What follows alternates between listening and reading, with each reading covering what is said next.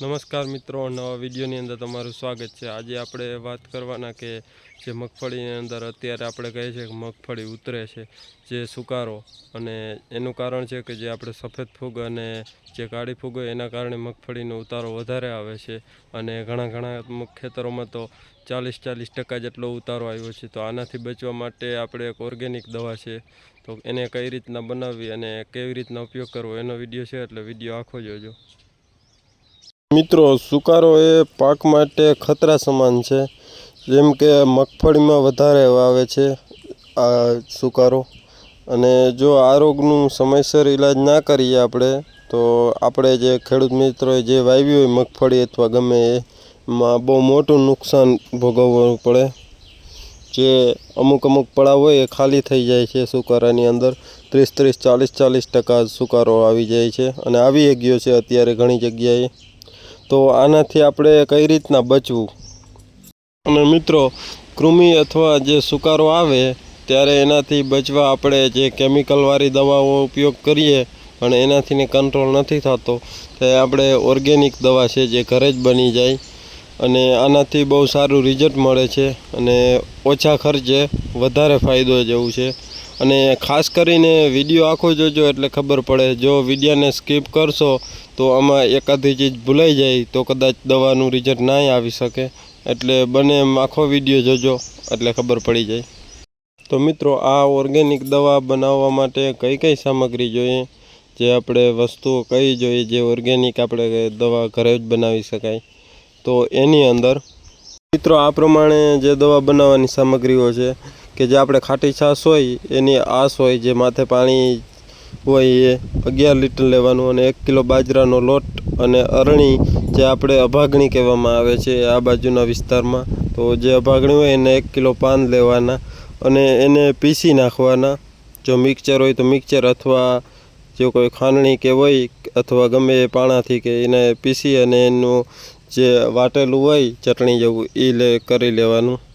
3 સામગ્રીની ખાસ જરૂર હોય છે, અને આ બધી સામગ્રી છે એને એક માટલું લેવાનું, જે આપણે માટીનું આવે એ, અને એની અંદર નાખી દેવાનું, જેથી કરી અને આપણે દવા બની જાય। 6 દિવસ લગી આપણે જે ગરમ ઉકેળો હોય એની અંદર દાટી દેવાનું, અને 7મા દિવસે બહાર કાઢવાનું, અને ખોલવાનું નહીં 6 દિવસ લગી, કે કદાચ દવા બની ગઈ ચેક કરીએ એમ। 6 દિવસ લગી કમ્પ્લેટ ઉકેળાની અંદર દાટીને જ રાખવાનું, અને માથે કાગળ ઢાંકી દેવાનું, જેથી કરીને કોઈ માટી કે અંદર જાય નહીં। અને આ દવા કઈ રીતના બને, તો જે આપણી ખાતરની ગરમી હોય એના હિસાબે જ આની અંદર અમુક બેક્ટેરિયા છે એ ઉત્પન્ન થાય છે, અને જે આપણી સુકારો આવતો હોય જે ફૂગ હોય એની અંદર કામ કરે, કે જે ફૂગના જે બેક્ટેરિયા હોય એને મારી નાખે છે અને અથવા ખાઈ જાય છે। તો મિત્રો 6 દિવસ લગી માટલાને ઉકેળાની અંદર રાખી દેવાનું।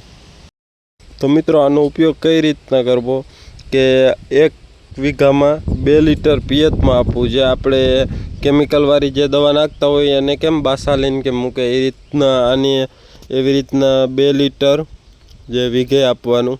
અને જો તમારે સ્પ્રે કરવો હોય તો 400 મિલીનો ઉપયોગ પંપમાં કરવાનો, અને ડ્રેન્ચિંગ કરવું હોય તો 400 મિલીનો। આ રીતના આનો ઉપયોગ કરી શકાય છે।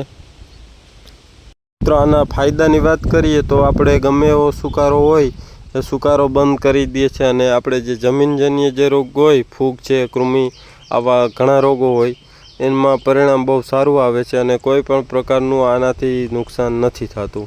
આ દવાનો ઉપયોગ કરો એટલે કોઈ પણ પ્રકારનું નુકસાન નહીં થાય, અને જેમ બને એમ આ રીતના ઉપયોગ કરીએ, અને આપણે જે ઓર્ગેનિક દવા હોય તો બધે કરતાં બેસ્ટ, જે જમીનને ફાયદો અને આપણે ઓછા ખર્ચે સારું રિઝલ્ટ મળે।